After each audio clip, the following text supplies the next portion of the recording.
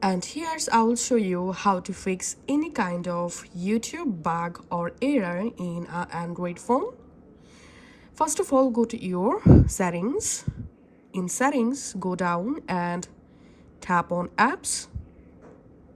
Here, tap on search apps and type here YouTube. Tap on YouTube. Here, tap on storage. Tap on clear data. Tap on clear data and tap on delete. Once you've deleted all YouTube data, now we have to uninstall the YouTube app. So find the YouTube app and long press on it and tap on disable or uninstall. Now go to your Play Store and search for YouTube. From here you can also uninstall the YouTube app, and then all you have to need to reinstall the YouTube app, sign into your account, and now you can go ahead and use YouTube app without any error.